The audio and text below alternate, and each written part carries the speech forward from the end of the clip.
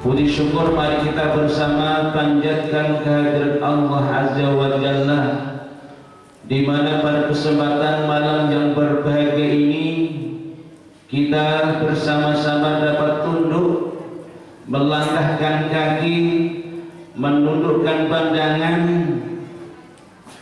menyita waktu.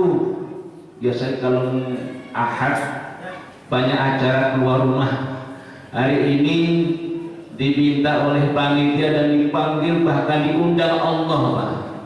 Orang kalau berangkat haji diundang Rasulullah, ini diundang Allah kan, tempat masjid, tempatnya Allah, tempat yang suci. Kita bersama hadir sini untuk melaksanakan memperingati acara Isra wa Mi'raj Nabi besar Muhammad sallallahu alaihi wasallam. Mudah-mudahan langkah kaki kita ini itu Allah sebagai nilai ibadah yang telah akan mendapatkan pujian pahala di hadapan Allah Subhanahu wa taala. Tidak lupa mari kita sampaikan salawat salam kepada junjungan kita kehadiran Nabi besar Muhammad sallallahu alaihi wasallam, kepada keluarganya, para sahabatnya dan para pengikutnya termasuk kita. Mudah-mudahan Allah berikan rezeki kita bisa berkunjung ke Baitul Haram dan Madinatul Munawwarah, dan insyaallah kita kelak mendapat syafaatul uzma yaumil qiyamah. Amin ya rabbal alamin. Baik sekalian, kalau hari ini kita peringati Isra dan Mi'raj, dan tadi mukadimah saya bacakan, bahkan tadi Ustaz Madrofi sudah membaca surat Bani Israel atau Isra ayat 1. Bismillahirrahmanirrahim. Subhanalladzi asra bi'abdihi lailan minal masjidil haram ilal masjidil aqsa alladzi barakna haulahu linuriyahu min ayatina innahu huwas samiul alim.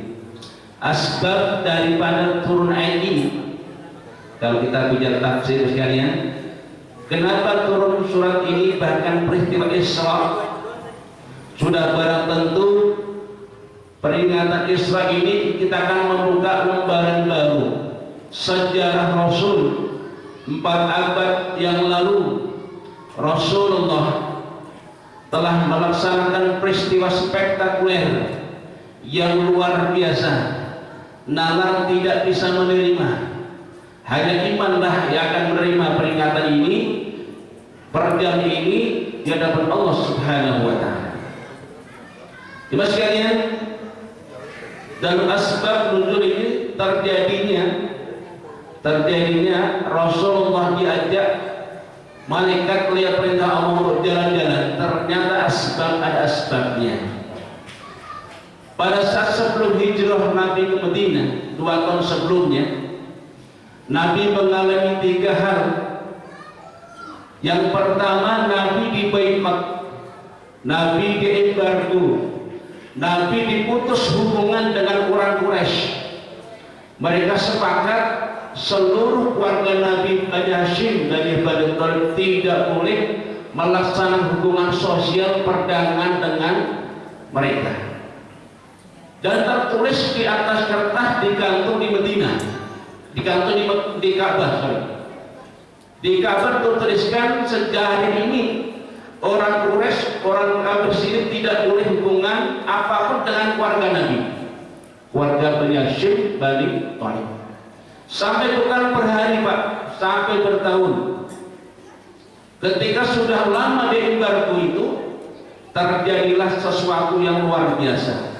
Siti Khadijah sedekah sudah luar biasa harganya, habis diberikan untuk membantu keluarga-keluarga Bani Hashim, Bani Thalib. Sampai akhirnya ada cerita Nabi makan daun-daunan. Nabi sampai perutnya kecil, ikat dengan sabuk, di bawahnya ada batu, karena begitu fakirnya tidak ada makanan. Tapi ada satu, ada orang Madinah yang tidak ada afiliasi, tidak hubungan dengan kafir ini, mereka ada hubungan, masih sembunyi-sembunyi memberikan bantuan kepada keluarga Nabi.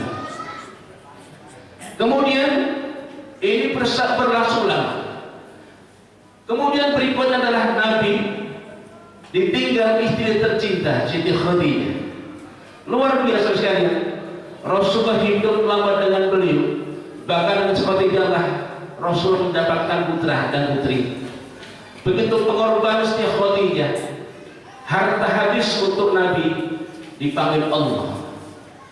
Yang ketiga paman Nabi Abu Thalib, dalam surat Ad-Duha, alam yajid kayatiman fa'awa. Ada apa ya?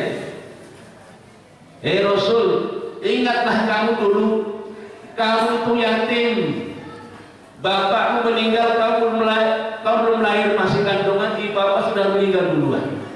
Kamu yatim, ternyata yatim itu diasuh oleh kakeknya, siapa namanya Pak? Abdul Muttalib, meninggal juga. Ibu pun meninggal, sudah meninggal yang dekat dengan Pak. Allah pun asuh itu Nabi dengan hadirnya seorang yang Abu Thalib, diasuh Pak. Nabi tidak lagi sepi, kan ada yang mengasuh. Kemudian ketika Nabi sudah itu lama dari mulai asuhan, umur Nabi 9 tahun sampai Nabi menikah, bahkan mendapatkan julukan Nabi. Abu Thalib orang yang pertama membantu perjuangan Nabi. Orang kafir Quraisy ingin membantu, ingin membunuh, bahkan ingin tiap petai mau rendah Abu Thalib. Ternyata bos sekalian, sejak itulah Abu Thalib pun dipanggil Allah Subhanahu wa Ta'ala. Ketika meninggal dua orang yang sudah berjasa besar kepada Nabi ini, maka pada tahun itulah disebut dengan Yaumul atau Amul Husni, tahun kesedihan bagi Nabi. Sekalian, dengan tiga peristiwa ini, Nabi sudah ditinggalkan 3 T, Pak. 3 T. Yang pertama, ditinggalkan harta habis. Yang kedua, ditinggalkan wanita. Yang ketiga T, ditinggalkan tahta. Wanita Siti Khadijah meninggal, harta Nabi habis, kekuasaan lemah Pak. Sejak Abu Thalib meninggal, orang kafir langsung terus semangat untuk mengganggu Nabi, dan akhirnya Nabi pun lemah. Kalau di situ Nabi sedih Pak. Bagaimana gak sedih Pak?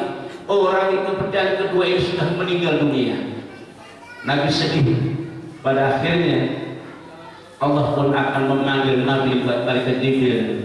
Malaikat Jibril, aku tidak mau kekasihku sedih, tolong panggil untuk jalan-jalan. Akhirnya turunlah surat Bani Israil 1 ini. Sekalian, surat Bani Israil yang kita baca tadi ternyata ada 8 poin Pak. Mungkin hari saya akan kupas. Ada 8 poin yang kita akan ambil manfaat dari surat Bani Israil ini. Yang pertama, ada kalimat subhanalladzi, kalimat subhanallah. Kenapa kalimat kalau dimulai dengan subhan, tidak kalimat yang lain? Sekalian, kalau kita kalimat subhan, itu kalimat subhanallah, maha suci Allah. Artinya apa? Kalau ada kalimat Bapak Ibu melihat sesuatu hal yang takjub, hal yang luar biasa, maka kalimat yang pertama kalimat apa? Subhanallah, masya Allah, cantiknya ini anak, cakepnya ini anak, cantiknya ini gitu, masya Allah, dan ucapan subhanallah. Artinya segala sesuatu tidak akan mungkin dikerjakan manusia biasa tanpa campur tangan Allah. Nah, peristiwa Isra ini pun sama. Ini bukan rekayasa Nabi, bukan rekayasa manusia, bukan malaikat, tapi langsung yang berat Allah. Sesuatu ini luar biasa karena yang menghendaki Allah. Alladzi asra, ada kalimat asra dua, artinya yang telah menjalankan. Beda kalimat berjalan dengan menjalankan. Kalau menjalankan sesuatu ada namanya subjek, predikat, objek. Ini ada ketika kalimat ada objeknya, ada predikatnya, ada objeknya. Yang pertama menjalankan siapa ini? Yang mengangkat siapa? Allah. Kemudian yang jalan siapa? Nabi. Artinya Nabi itu jalan bukan maunya Nabi sendiri. Nabi berjalan karena kehendak Allah. Kemana jalannya? Nabi jalan-jalan dari Mekah, Madinah langsung kemana? Ke Baitul Aqsa. Dan jalannya Pak, itu 1.500 kilo. Bapak kalau kaki capek. Jauh. Tapi Nabi dia bukan langsung sehari dua hari cuma semalam. Kok bisa? Makanya Rasul hadis mengatakan, ketika tafsir mengatakan ketika Nabi menyampaikan itu kepada orang-orang kafir, orang Mekah, orang terbagi dua. Satu ada yang iman mantap, satu ada yang murtad, yang tiga bahkan langsung ingkarnya, bukan main ingkarnya. Ya, ingkar. Kok bisa Muhammad kamu kok jalan-jalan semalaman dari Mekah, Baitul Maqdis langsung kaki, gimana mungkin? Bapak sekalian, ini cerita bisa analogi Pak, bisa digambar, dicontohkan. Contoh, suatu hari ada ada yang namanya binatang semut. Semut langsung cerita ke teman-temanku, ngapain? Aku semalam udah jalan ke Jakarta. Kamu ke Tangerang ke Jakarta, gimana cara jalannya? Bener ke Jakarta lihat mall, aku namanya Seliki saya sana. Gimana jalannya Mut? Kata semut yang lain. Bisa aja, ini nggak tahu kenapa. Kemarin saya dikantongin dengan Pak Asrofi, dikantongin, dikantong di dalamnya ada semut. Di jalannya jalan sana naik mobil sampai ke Jakarta. Bisa nggak Pak? Semut ditahan sampai ke Jakarta karena bukan punya semut. Yang mau siapa? Pak Asrofi nyampe sana. Mau Pak ya? Jadi semut yang tadi ngomong bisa percaya, bisa karena belum jalan bukan dia, tapi dijalankan oleh orang. Ya, sama dengan Nabi Muhammad jadi bukan maunya dia Pak, bukan maunya Nabi, tapi maunya Allah. Begitu luar biasanya Nabi sampai akhir Nabi pun berjalan begitu luar biasa. Dari mana itu? Bi'abdi asro bi'abdihi. Ada kalanya berarti artinya apa? Dengan hambanya. Jadi Allah angkat Nabi itu bukan sembarang orang Pak. Allah sudah berikan satu nama Nabi sebagai hamba. Apa arti hamba? Kalau bahasa kita hamba itu seperti kalau pembantu mungkin agak mendingan. Ini sebagai budak, ya budak. Nah budak ya Pak ya. Kalau ada budak Pak, pasti ada majikan. Ya. Kalau budak itu pasti nurut apa kata majikan. Nurut kenapa? Digaji Pak. Dikasih gaji, ya, dikasih fasilitas oleh majikannya. Setiap apa dilaksanakan, perintah dilaksanakan oleh budak ini. Nah Allah sudah sebut Nabi dengan Abdul. Artinya Abdul, ibadur Rahman. Allah menyebut Nabi dengan Abdul. Kenapa Abdul? Nabi sudah persis tahu bagaimana kewajiban, bagaimana minta hak. Ini kita kadang-kadang keliru Pak. Haknya minta terus, kewajiban kurang. Ya Pak ya. Padahal Allah sudah berikan contoh iyyaka na'budu wa iyyaka nasta'in. Hanya kepadamulah aku menyembah, dan hanya kepada kamu aku minta pertolongan. Jadi nyembah dulu Pak, ibadah dulu baru minta. Nabi ibadahnya luar biasa. Begitu aku sampai Allah sampai ke surat Al-Furqan, wa ibadur rahmanil ladzina yamshuna 'alal ardi hauna. Ciri-ciri Abdul Rahman, hamba Allah ketika berjalan itu mereka itu selalu haunan, mereka tidak pernah sombong. Hamba Allah itu orang kalau berjalan di muka bumi tidak pernah menepuk dada, nggak sombong. Sombong kepada siapa? Sombong kepada orang lain. Bahkan bukan sombong kepada makhluk Allah. Bapak sekalian, seringkali Pak kita kan orang mungkin bisa agak sombong, tapi dengan makhluk lain dia sombong Pak. Contoh Bapak di rumah punya makanan kayak gini, ternyata makan kalau meja nggak lama datang makhluk Allah.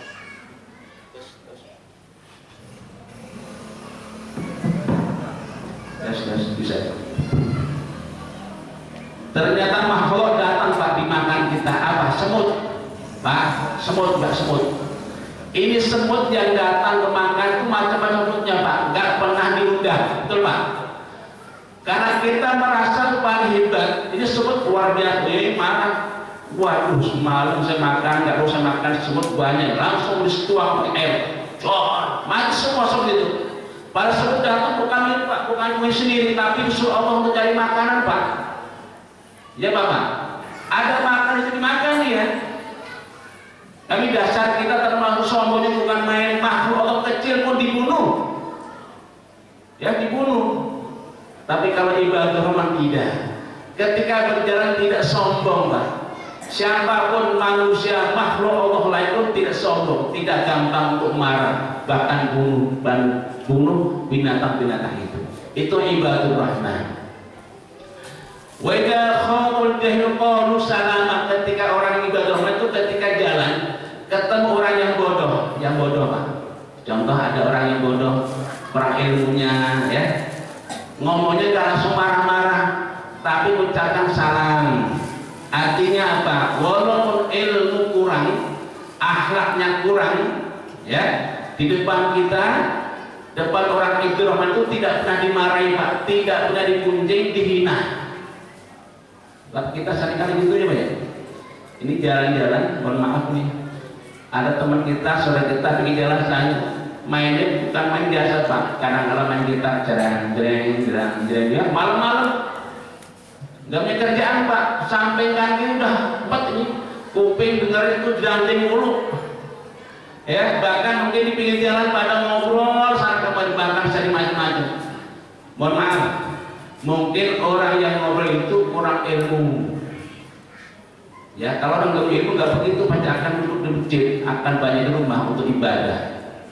Ya, nah orang-orang ibadur Rahman tidak langsung memarahi orang itu Pak.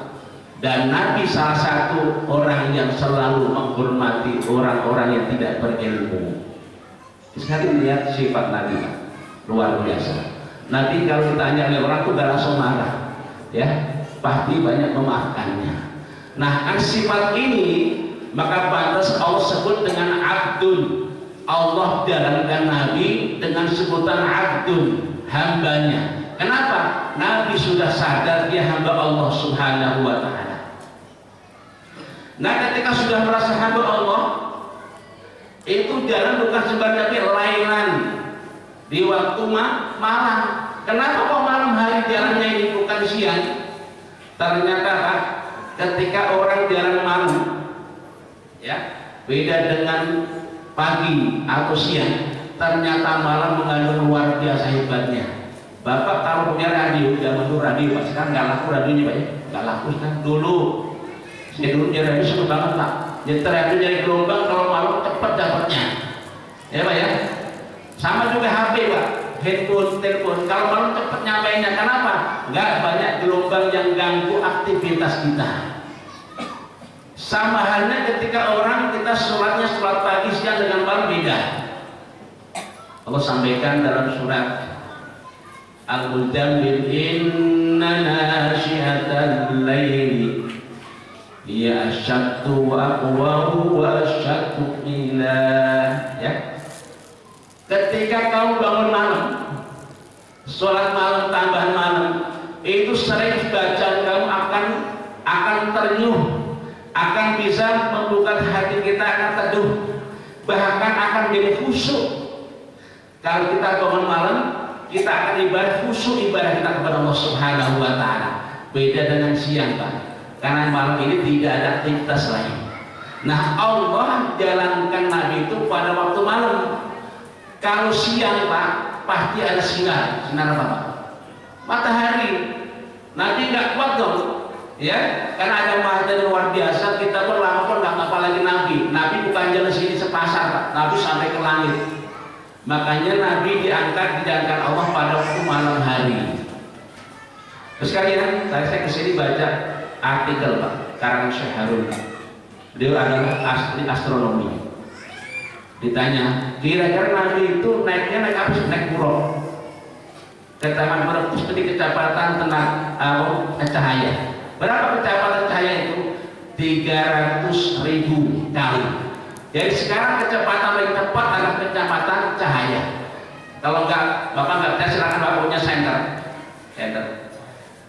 Langsung saya sono Pak, enggak perlu pakai harian, enggak perlu sampai. Jadi cahaya itu lebih cepat kecepatan daripada yang lain.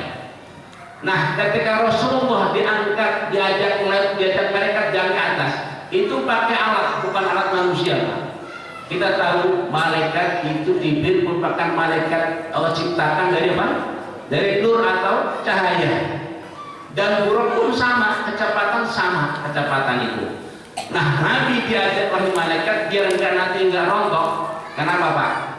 Karena kita ini termasuk manusia, ya, merupakan bentuk mesin ini merupakan rangkaian dengan bermacam rangkaian. Ada airnya, ada otot macam-macam. Kalau kita ini menjadi manusia ini diajak jalan ke atas Pak, ke atas. Contoh Bapak naik lift agak tinggi, bukan 1, Bapak kan 15, itu berasa, itu kayak gitu. Ayunan, kenapa ayunan? Karena otak kita sudah berubah-ubah. Otak kita berubah, Pak. Nanti kalau lama-lama kita terjun. Kita sudah tidak lagi, kita akan berubah. Otak, akal sudah berubah. Akhirnya kalau kecepatan tinggi, fungsi manusia tadi akan rontok, akan lepas semua. Salah satu air, kita punya otot akan keluar semua. Nah, Nabi naik buruk ini kecepatan lebih dari kecepatan cahaya.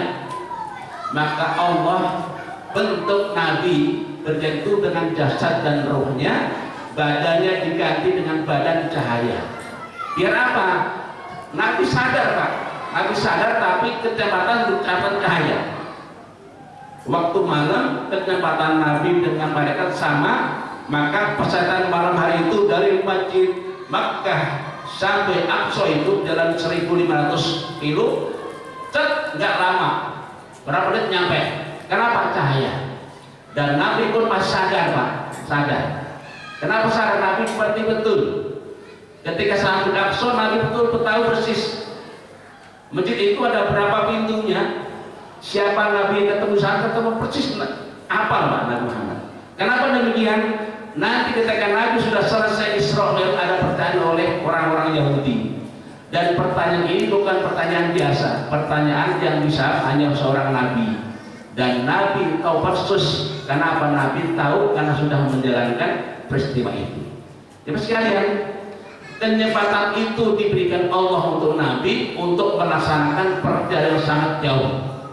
Dan itu pada waktu malam hari.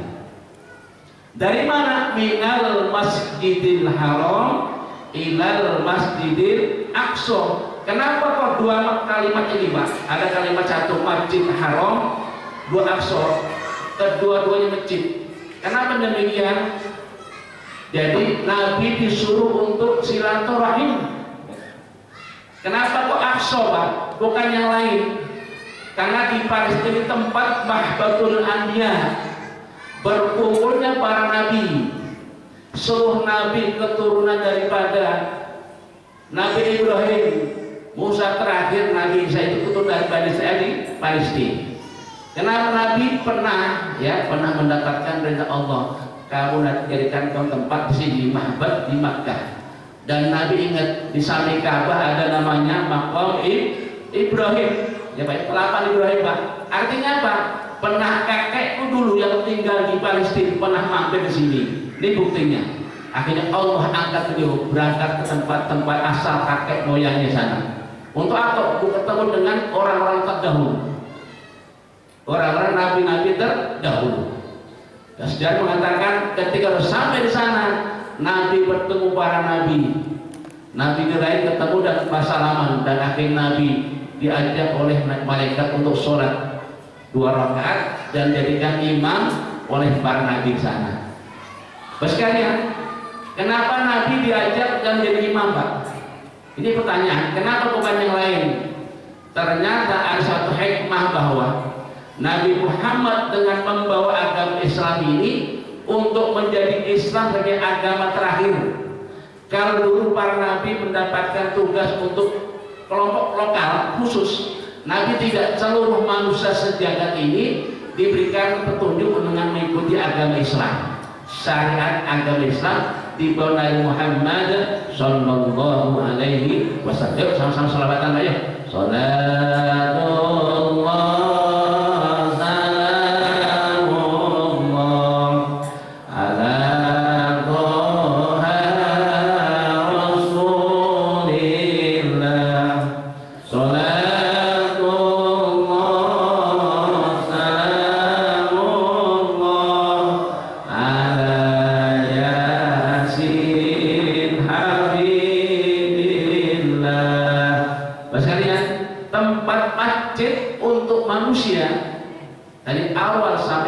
tempat manusia untuk ibadah kepada Allah, dan Rasulullah diajak Allah ke sana untuk silaturahim, untuk melaksanakan hubungan bilateral. Bahasanya kalau kita negara Pak, Nabi nanti akan bikin suatu negara kota Madinah, tidak melupakan nabi-nabi sebelumnya. Sekalian, ketika sudah sampai masjid sana, alladzi barakna haulah, kata Allah yang ketujuh ini, Allah sudah kasih berkah, kasih manfaat luar biasa.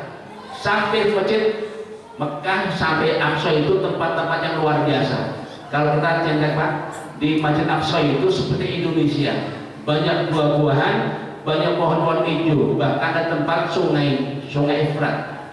Itu sungai, kata tafsir katakan itu bagian daripada surga. Ya, saya baca dari kitab Tafsir Al-Khazin bahwa Sidratul Muntaha itu mengalirkan air. Ada 4 sungai yang salah satu tumbuh dari Sidratul Muntaha. Salah satu sungai Efrat dan sungai Nil. Jadi sampai sekarang tidak habis Pak, karena ada sumbernya dari Sidratul Muntaha. Baik. Sekalian, ketika sudah sampai itu Nabi sudah mendapatkan tempat yang luar biasa. Ternyata tempat yang singgah Nabi itu tempat yang luar biasa. Banyak pohon-pohonan dan tempat orang-orang soleh, ya, banyak buah-buahan. Bahkan al-Tafsir mengatakan Nabi ketika sudah naik buruk dijaga oleh malaikat. Ada tafsir mengatakan Nabi ketika naik buruk yang ngangkat, yang bantu malaikat Jibril, yang mengawal malaikat Israfil, dikawal Pak untuk berangkat. Ya, ketika sampai sana dan Allah berkahi itu tempat-tempat yang mulia dan Nabi jaga tidak terbakar, bahkan tidak jauh. Kenapa demikian? Karena Allah sayang kepada Nabi. Bahkan Allah berkalimat innahu huwas samiul basir. Allah Maha mendengar dan Allah Maha mengetahui. Artinya apa? Kalau kamu ucapkan kalimat pasti benarnya Nabi. Dan Allah membantumu, membantu ucapanmu, membantu sesuatu wahyu yang sampaikan kepada kamu, dan Allah pun melihat, tidak tinggalkan sendiri. Ya, maka itu kalimat innahu huwas samiul basir. Nah, kalimat ini Pak cuma satu-satunya kalimat surat yang menunjukkan tentang Isra-nya Nabi. Tidak ada lagi Pak. Ya. Dan hadis pun yang sahih terbatas. Yang terbatas sejarah Nabi dan sejarah tentang Isra itu terbatas. Saya nukil dari kitab Tafsir Ibnu Katsir. Beliau menyampaikan satu sabda Rasulullah. Ini cerita dikit Pak. Cerita dikit bahwa ketika Nabi, ya, Nabi sampai di rumah Ummu Hani lagi tidur dibangun oleh malaikat. Langsung malaikat membawa Nabi Pak di samping Ma'ul Jam-Jam, di sumur Jam-Jam. Nabi dibelah dadanya, langsung diambil untuk di hati, dibersihkan air Jam-Jam. Ketika dibersihkan langsung kembalikan lagi, tutup lagi, dan Nabi masih nyep-nyep Pak. Langsung dibawa malaikat, ya, langsung dibawa untuk naik buruk sampai begitu dari mulai Mekah sampai Baitul Maqdis dengan lewat kecepatan yang tinggi. Ketika itu Nabi melihat beberapa sesuatu yang aneh. Apa tuh aneh? Yang pertama, Nabi mampir di Sinai Pak. Mampir sholat di Sinai, tempat di mana Nabi Musa itu sholat. Ya, pernah mampir di Tursina, mampir di Gunung Tursina. Nabi sholat sana. Dan Nabi melihat tempat-tempat yang dulu yang pernah dialami nabi-nabi terdahulu. Untuk apa? Untuk melihat iktibar. Ini loh, Dulu nabi-nabi dulu pernah melaksanakan durhaka kepada Allah, sekarang habis lenyap. Kalau orang sudah maksiat Pak, itu sama dulu sampai nanti hari kiamat. Kalau sudah kampung, sudah maksiat kepada Allah, tidak mau dengerin nasihat, akhirnya lenyap oleh Allah Subhanahu wa Ta'ala. Dan itu terjadi di Indonesia Pak. Ada satu kampung, ya di kampung hilang di daerah Biak kalau salah, ya itu dulu kampung di lereng gunung. Ini kampung luar biasa Pak. Orang naik kampung dari gunung kan luar biasa, tanaman apa bisa tumbuh. Setiap hari mendapatkan limpahan rezeki dari tanaman. Tapi sayang, kaumnya itu, orang itu, masyarakat tidak pernah syukur kepada Allah. Setiap malam main golek, Pak, main ludruk, main namanya minum-minuman sambil main wanita. Kamu senang nasihatin Mas, tolong berhenti Mas, syukur sama Allah. Lupa Pak, sekampung lupa kepada Allah. Suatu hari di sebelah kampung, pas malam tiba mungkin jam 11-12, ada suara dilihat nggak kelihatan kan malam. Ternyata ketika pagi Pak tengok, ternyata hilang ke kampung Pak. Kenapa? Gunung itu langsung jatuh lerengnya, bukit itu menutup semua kampung, hilang Pak. Seluruh kampung hilang dan tidak ada lagi manusia hidup di situ. Habis semua Pak. Ditutup sama Allah dengan bukit. Dan itu pun terjadi zaman dulu juga sama. Dan Nabi mampir lihat nih, dulu nih kaum orang dulu nih, ya kaum dulu yang pernah hidup nikmat Allah kehidupan tapi nggak syukur, hilang. Dan itu terjadi sampai kiamat. Makanya apabila satu kampung, satu daerah, satu kota, di kampung itu tidak pernah satu pun orang yang taat kepada Allah, dinasihati tidak pernah mempan, hati-hati Pak, tinggal nunggu harinya. Dengan nunggu harinya Allah akan timbangkan adab dan akan lenyap semua kamu itu yang dihinakan Allah Subhanahu wa Ta'ala. Sekalian, ketika Nabi jalan itu ketemu, dalam tafsir Ibnu Katsir mengatakan ketika Nabi sudah lewat dan sampai tempat yang bagus, Nabi langsung mendapatkan ya sesuatu yang aneh. Apa aneh? Nabi melihat Nabi sudah berjajar dan menunggu Nabi bersalaman, langsung Nabi suruh sholat bersama dengan beliau. Ketika pas sholat, selesai sholat, Nabi haus, ya Allah, habis sholat haus, langsung yuqaddam alaiha ma'u al-laban wal asad. Ketika itu langsung malaikat Jibril membuat ada minuman dua, satu satu warna putih, satu warna merah. Satu putih berwarna susu, satu ada asal madu. Ada kan mengatakan bukan berarti arak, al-khamr. Ada mengatakan tiga gelas, satu warna putih susu, satu warna putih air biasa, satu warna yang mabukkan khamr. Nabi akhadul labah, aku ambil yang namanya warna putih. Apa itu tadi Pak? Susu diminum. Asab ta'alal fitrah, kata mereka. Betul ya, kamu sudah cocok. Kenapa? Jadi kamu nanti dengan umat kamu akan hidup fitrah sesuai dengan fitrah manusia. Ajarmu nanti akan sesuai dengan fitrah manusia. Ajaran Islam akan sesuai dengan fitrah manusia. Ya, jadi semua ajaran Islam tidak akan menyalahi daripada fitrah. Dan akhirnya malaikat langsung menyampaikan, betul Nabi, kamu sudah betul. Kalau kamu mengambil al-khamr, mabuk itu pasti umat kamu akan gol, akan celaka, bahkan akan tersesat selama-lamanya. Tapi alhamdulillah kamu minuman laban susu, jadikan kamu dengan umatku akan bahagia. Kenapa? Umatku akan mengikuti kamu dengan fitrah yang baik. Syariatmu akan sesuai dengan syariat agama dan sesuai dengan nafsu dan fitrah manusia. Akhirnya ketika selesai itu, langsung Allah siapkan malaikat untuk berpindah, pindah tempat Baitul Aqsa sampai Sidratil Muntaha. Pertanyaan, kenapa kok di Baitul Aqsa?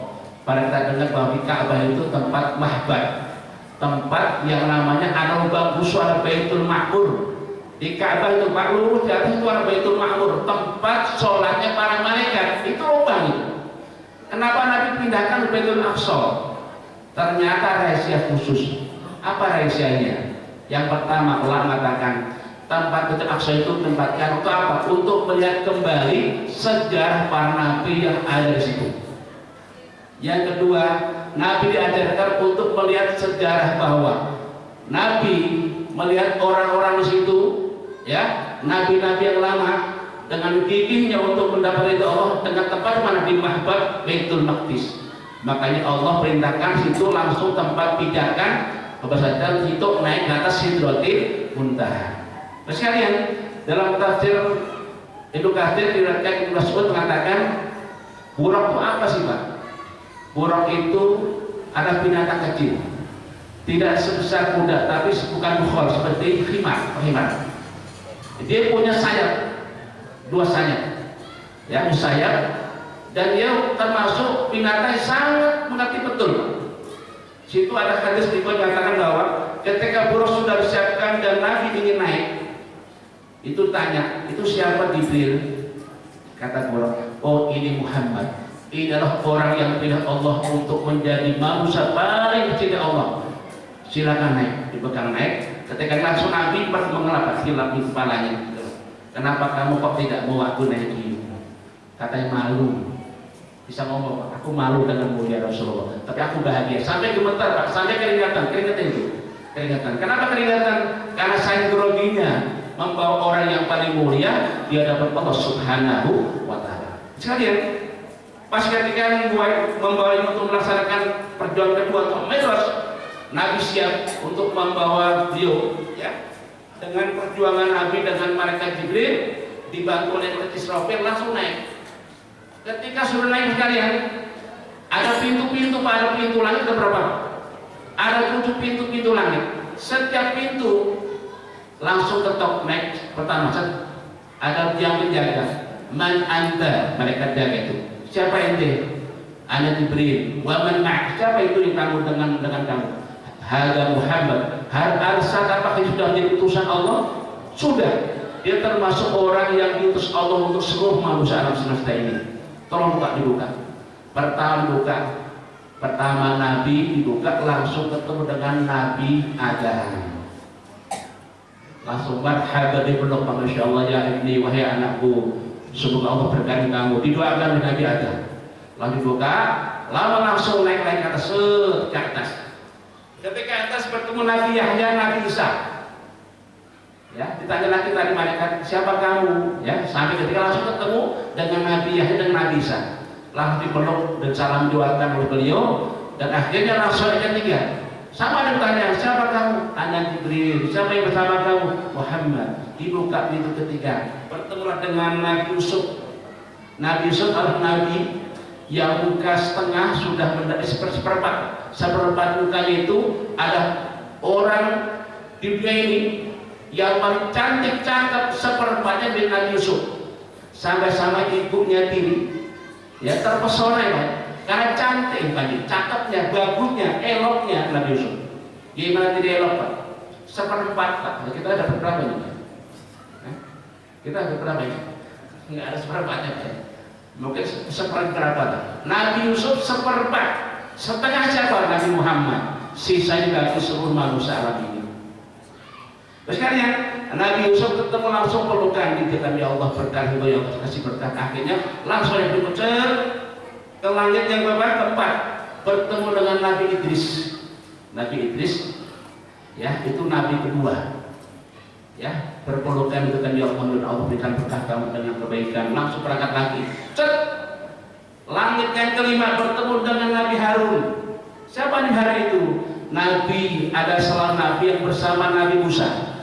Ketika Nabi Musa ingin berjuang, karena dia mulutnya cadar, Pak. Kenapa cadar? Ngomong nggak bisa. Pelu. Susah ngomongnya.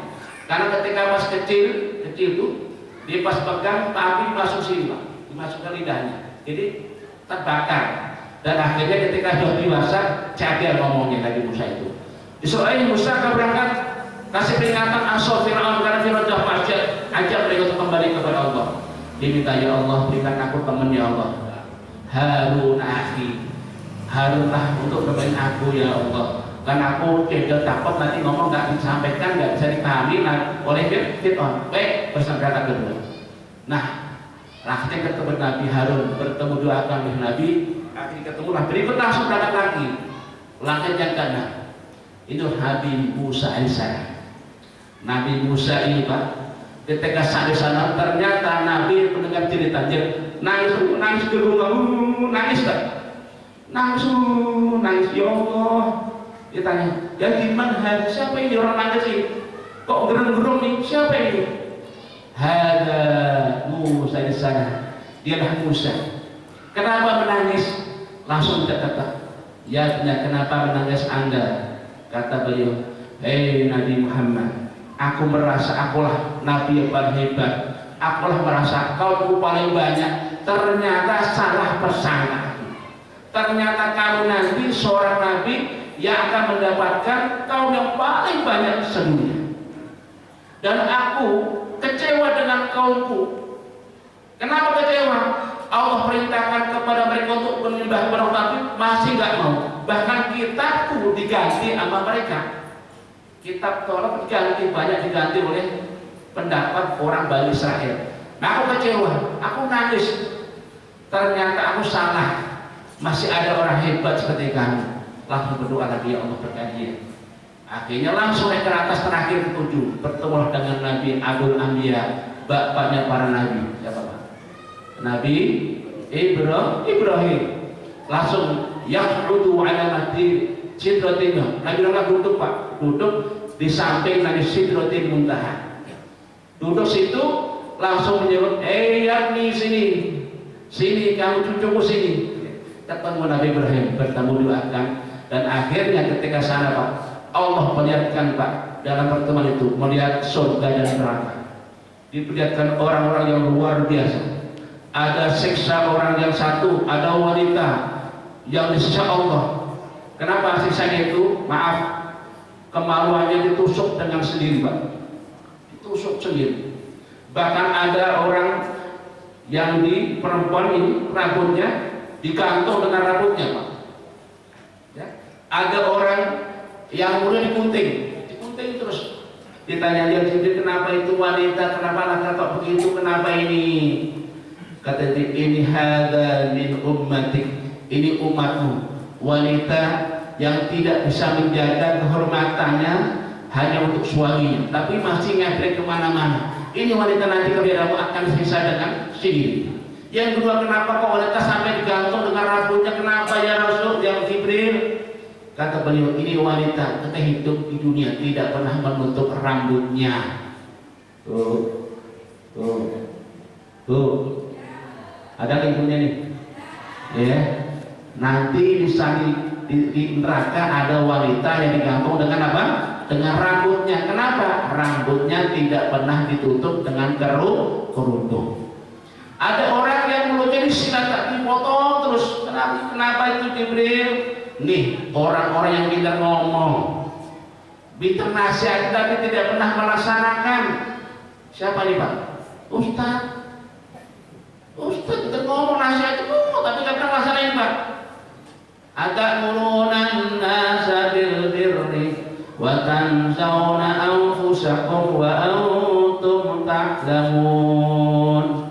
Apakah pintar ngomong ajak orang untuk berbuat baik, tapi kamu sendiri lupa. Pintar ngomong kalau bisa omdo, ya Pak. Jadi adanya orang pintar ngomong doang tapi nggak pernah melaksanakan. Itu alias orang yang nanti ketika dia dapat Allah neraka dipotong lidahnya. Dan bermacam-macam siksa di neraka. Ada Allah berikan dia kita makan surga yang betul nikmat luar biasa. Nabi belum pernah masuk tapi dikasih gambar langsung dengan matanya Pak. Luar biasa nikmat surga. Ya, makanya ketika sudah mendapatkan itu langsung terakhir sampai Sidratil Muntaha. Di hadis mengatakan Sidratul Muntaha itu apa sih? Tuh syajratun, ada pohon besar. Itu punya dahan yang sangat melengkung. Kemudian ada lagi yang namanya tuh warak. Dia punya daun seperti kepala gajah. Dan itu banyak. Setiap kepala itu ada malaikat Pak, ada malaikat. Dan setiap malaikat setiap hari malaikat 3.000 malaikat datang tidak pernah pulang. Di situ langsung masuk terus dia masuk setiap hari. Untuk apa? Untuk ibadah kepada Allah. Dan itu syajar pohon itu besar langsung mengalir, ada empat cabang sampai ke dunia. Tadi salah satunya adalah Efrat, Nil, ya, kedua lagi lupa saya. Ini empat-empatnya sungai itu ngalirnya dari Sidratil Muntaha. Dan Allah perlihatkan itu pada Nabi. Dan itu tempatkan oleh tempat para nabi. Setiap nabi dari Allah nanti parkir sana parkirnya. Kalau kita punya tempat parkir, Pak, tempat ngobrol di Sidratil Muntaha. Tapi di langit langit waktu di tempat Nabi Ibrahim. Kemudian sampai situ Rasulullah dipersilakan, ya Rasul, aku maaf tidak bisa ngajak kamu, silakan kamu sendiri sampai Mustawa. Langit paling ujung tidak di ujung itulah akan bertemu Allah Subhanahu wa Ta'ala. Tapi maaf Pak, ketika ketemu bukan artinya Allah langsung kelihatan gitu ya, karena Allah tidak berbentuk, tidak bertempat. Artinya Allah langsung menyeru kepada Nabi, Nabi langsung ketemu Allah, langsung sujud. Apa kalimat pertama Allah Rasul sampaikan kepada Allah? Langsung at-tahiyatul mubarakatus sholawatut thayyibatu lillah. Salam sejahtera ya Allah, hendakmu ya Allah, kebaikan ya ini hanya untukmu ya Allah. Nabi langsung tahiyat, tidak pernah berani langsung mundur. Akhirnya Allah pun sambut Nabi dengan assalamu alaika ayyuhan nabiyyu wa rahmatullah wa barakatuh. Selamat sejahtera untukmu ya nabiku, keberkahan untuk kamu, selama-lamanya. Akhirnya Nabi tidak menyimpang. Nabi langsung mikir umatnya, ya. Wala saufa yarda, surat apa tuh? Surat apa? Al-Duha. Aku akan ridho dengan kepadamu, aku akan kasih pahala kepadamu, semua kau minta kasih. Tapi ingat, tapi satu ya Allah, aku ingin ya Allah umatku jangan sampai masuk neraka. Jangan sampai masuk neraka. Wala saufa yarda, ini dalam tafsirannya. Akhirnya langsung Nabi ketika saya sampaikan assalamu alayka ayuhan nabi wa rahmatullahi wa barakatuh, langsung assalamu alayna wa ala ibadillahis shalihin. Ya Allah, selamatkan aku dan kami seluruh hamba-Mu ya Allah soleh, umat yang soleh, jangan sampai kau masukkan neraka ya Allah, masukkan ke surga-Mu ya Allah. Nabi ingat kita Pak, kita belum lagi sudah doakan Nabi di depan Allah Subhanahu wa Ta'ala. Doa hebatnya Nabi. Ya, akhirnya langsung syahadat, seluruh Nabi langsung selesai, langsung terakhir, baik Muhammad, aku takkan kamu untuk sampaikan kepada umat kamu sholat sebanyak 50 kali. Langsung turun Pak, bertemu Nabi Musa, ya Muhammad, apa yang kau bawa dari Allah? Ada perintah sholat ya Nabi, berapa? 50 kali. Aduh abot Mas, apa abot? Dulu aku katanya, dan umatku mungkin gagahan pada kamu. Kamu kecil, waktu gede, ratus tahun, nggak mau sholat satu nggak bisa, minta bolak-balik sampai terakhir 5 kali Pak. Terakhir jangan seribadah berat. Kata Rasul, astahyi, aku malu ya Nabi. Sudah bolak-balik Nabi. Tapi kata Allah, walaupun 5 kali tetap dikalikan 10, jadi pahalanya berapa Pak? 50 pahalanya. Orang sholat 5 kali sehari semalam nih dikasih pahala 50 kali pahala. Jadi kalau orang sholat baru 5 kali tetap mendapat pahala berapa? 50 kali. Makanya sholat ini merupakan luar biasa Pak. Kalau orang sudah peringatan Mi'raj, maka sholatnya harus dikencangin, diperbaiki. Kenapa? Nabi oleh-oleh dari Allah dari apa? Sholat. Makanya kalau orang sholat, Rasul bersabda, as-sholatu mi'rajul mu'min. Orang sholat itu merupakan mi'rajnya orang yang beriman. Jadi orang kalau sholat jangan sampai cuma sholat badannya Pak, rohnya harus sholat. Karena Nabi sama-sama naik ke atas roh dengan badannya. Kita sholat Allahu Akbar, jangan sampai kita punya hati kemana-mana Pak. Roh tetap konsentrasi penuh lihat bawah dan bacaan kita dipahami dengan baik. Jangan sampai kita mikir sholat tapi masih pelingasional sini. Lihat ya sholat salah itu. Lihat orang lain Pak. Orang lain sholat dinilai. Nah sholat salah, sholat tadi itu. Kenapa nggak khusyuk? Ada nggak Pak itu Pak? Sholatnya khusyuk, kenapa? Sholat masih dari orang lain. Ya, makanya kata Rasul, kalau kamu sholat yang khusyuk. Kenapa yang khusyuk? Itu sholat akan berikan kebaikan untuk kamu. Allah sampaikan wasta'inu bis-sabri was-shalah wa innaha lakabiratan illa 'alal khashiyin. Hendaklah kau minta pertolongan kepada Allah dengan sabar dan sholat. Kalau ada masalah, mintalah Allah lewat sholat. Sholat 2 rakaat, terserah, langsung minta kepada Allah Subhanahu wa Ta'ala. Ya, kalau orang sholat dengan khusyuk, insya Allah Allah kabulkan permintaannya. Makanya orang yang beriman kita nih Pak, kita pulang dari sini Pak, kok sholat masih bolong-bolong, masih dangdek, ya, masih bolong-bolong, berarti kita seperti peringatan nggak lulus Pak. Masih jadi kosong. Sholat yang ada kencang, tapi sekali yang satu shot misalnya kosong. Subuh masih banyak yang ke sholat. Pak, mohon maaf, saya tahun 2000 ngajar di SMA. Saya praktekkan Pak, ternyata saya survei anak-anak SMA, mungkin SMP, bahkan mungkin SD, ketika bangun pagi tidak pernah mengerjakan sholat. Sholat apa? Sholat subuh. Ibu, bapak, yuk. Kalau pagi bapak bangunkan anak Pak, Pak tadi kerjakan sholat. Enggak, cepat ayo mandi biar jangan terlambat sholatnya. Tapi karena kalian sholat dulu nggak pernah. Dapatnya jangan terlambat sekolahnya. Sholatnya lupa. Saya survei Pak, ternyata kebanyakan anak-anak ini kalau sholat masih dianggap sepele, ya, sepele pada dianggap enteng. Padahal sholat ini merupakan satu basic. Nanti kita akan hisab Allah karena sholatnya. Awwalu ma yuhasabu bihil abdu yaumal qiyamah as-sholat. Nanti hari kiamat pertama kali hisab Allah dengan sholatnya. Insoluhat, kalau bagus sholatnya, soluhat sayu amal, akan dianggap baik seluruh amalnya. Tetapi kalau rusak, nggak bagus dan dengan baik, rusak sholatnya, nanti hisab pun rusak amal-amal lainnya. Sekalian, ayo sama-sama ya, kita bangkitkan sholat khusus, sholat berjamaah. Ya, saya lihat ini banyak tamu-tamu saya nggak kelihatan, nggak kenal nih Pak, belum kenal saya balik. Tidak kenal saya. Insya Allah nanti kenalan di sini Pak. Karena saya kalau ngaji malam akad di sini.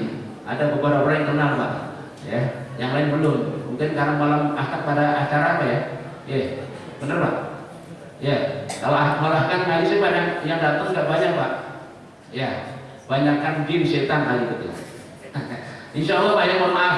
Nanti insya Allah kalau ada kesempatan, ya, malam akad di sini Pak, ya, ngaji sini. Saya ada kitab 3 Pak, saya gantian tafsir Jalalain, ada Riyadhus Shalihin, ada tafsir lain. Ya, ada kesempatan ngaji dah.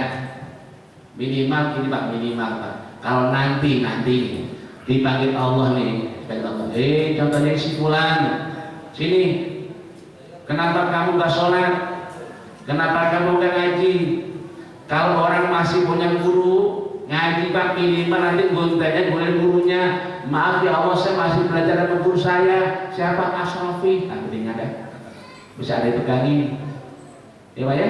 Tapi kalau gak ngaji Pak, guru masih apa kamu? Udah gak ngaji, gak punya guru. Ya Pak, gak ada pegangan. Pada nanti di hari kiamat setiap orang itu lawamah. Dalam surat apa itu Pak? Al-Qiyamah yang kedua. Setiap manusia akan lawamah, akan nyesel Pak. Kata Allah. Semua manusia akan menyesal. Kenapa menyesal? Baik orang yang punya amal baik atau sebaliknya menyesal Pak. Kata Allah. Contohnya hari ini yang datang ini termasuk orang pilihan Allah. Mungkin beda nilainya, karena setiap orang punya niat lain-lain dari sini Pak. Satu nilai datang gak enak sama Pak RW, diundang saya, bukan karena ngaji Pak, datang gak enak karena Pak RW. Satu gak enak lah, saya kan bantu juga kalau semua nggak datang saya. Nah, lain niatnya, walaupun sama-sama dosa nanti nilainya lain di hadapan Allah. Makanya walaupun datang tempat kebaikan nanti nilainya beda. Dan orang kalau ikhlas kepada Allah akan mendapat nilai tinggi. Dan orang yang nggak ikhlas mungkin di bawahnya. Orang di bawah itu surga tapi masih nyesal. Kenapa ya? Yang kemarin saya nggak laksanakan tuh. Temanku sudah di atas karena banyak amalnya. Ikhlas karena Allah.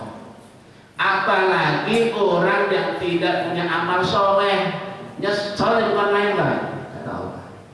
Ya. Dan satu penyesalan orang ketika sudah masuk kubur satu. Rabbi law akhartani ila ajalin qarib fa asaddaqa wa akum minas salihin. Ya Allah, berikan kesempatan yang hidup kembali ke dunia yang sebentar ya Allah. Aku mati di kubur, aku nangis, aku pengen aku kembali ke dunia sebentar ya Allah. Kenapa kamu ingin kembali ke dunia? Dua jawaban. Fasaddaq. Aku ingin sedekah. Satu Pak. Aku ingin sedekah, hartaku banyak aku kumpul-kumpulkan. Ternyata aku mati, yang mati bukan aku Pak. Siapa? Istri dan anakku. Mendingan mereka aku. Sudah banyak hati diambil mereka, nggak ingat aku nangis di kuburan sejak baru Jumat datang ke rumah nangis. Minta istriku mana doa kamu?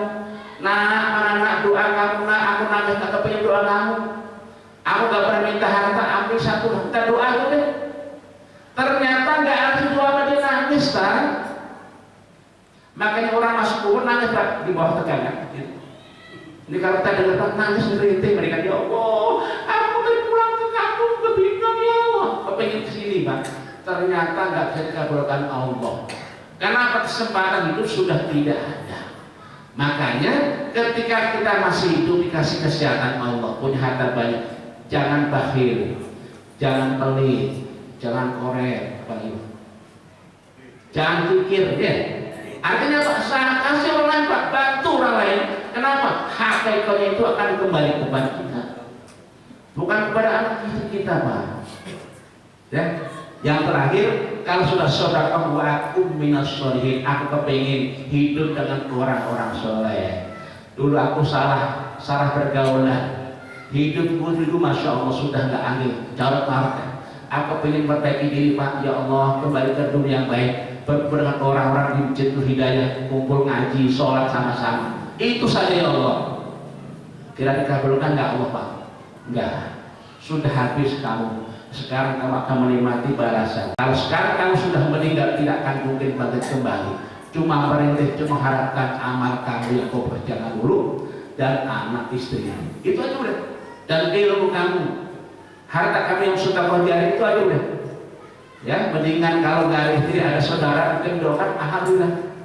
Tapi minimal orang terdekat kamu. Kalau itu tidak kau dapatkan, kamu termasuk orang yang hina, orang yang longsor, orang rugi di dalam kubur kamu. Apalagi nanti bertemu Allah Subhanahu wa Ta'ala. Sekalian, maka di sholat ini mari sama-sama tingkatkan ibadah sholat. Ya, saya sengaja cerita ini karena mungkin jarang orang cerita Pak. Cerita sunnah kita. Ya mudah-mudahan dengan ini kita Bapak akan betul-betul cerita Isra Mi'raj. Ya, jadi Nabi ternyata jalan itu bukan sekedar jalan. Ternyata tujuan Allah untuk menjaminkan beliau agar naik kuat iman, kuat mental, dan tidak patah semangat ketika disakiti oleh orang kafir. Itu tujuannya. Dan terakhir, dia sama-sama kita apa ya? Dan Allah berikan keberkahan dan semua, bahkan kita mendapat kebaikan dan Allah jadikan kita maut dan husnul khatimah. Al-Fatihah. Ya Allah ya Muslim. Suratul ladzina an'amta 'alaihim demikian Pak, mudah-mudahan nanti Allah kasih keberkahan kita. Dan ada doa khusus untuk Pak Ustaz ya. Sekian, Rabbi maaf. Assalamualaikum warahmatullahi wabarakatuh.